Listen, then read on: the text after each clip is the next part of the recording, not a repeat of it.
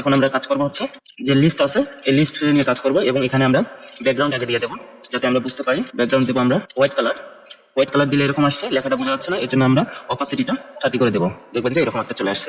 এরপর আমরা border radius দেবো, বর্ডার রেডিয়াস হচ্ছে 5 পিক্সেল দেবো, এরকম চলে আসছে। আমরা ডিসপ্লে করবো ফ্লেক্স করলে এরকম চলে আসছে।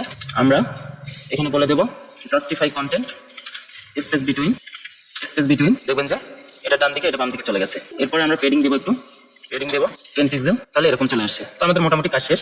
তো আমরা ফন্টগুলো একটু চেঞ্জ করি, ফন্টগুলো দেখতে ভালো লাগতেছে না, তো আমরা ফন্ট ফ্যামিলিটা চেঞ্জ করে দিই বডির। এখানে আমরা যাবো বডিতে যাবো, বডির এখানে ফন্ট ফ্যামিলি দিয়ে দেবো, চেঞ্জ করে ফন্ট ফ্যামিলি দিয়ে দেবো আমরা এরিয়াল দিয়ে দেবো, তাহলে এরকম দেখা যাবে। এখন মোটামুটি সুন্দর দেখা যাচ্ছে। তো এরপর আমরা কি করবো, এখন আমাদের এটার কাজ শেষ এবং আমরা এগুলোকে সেন্টার করে দেবো। সেন্টার করে দেওয়ার জন্য আমরা এখানে দেবো অ্যালাইন একটা সেন্টার, তাহলে এগুলো সেন্টারে চলে আসবে।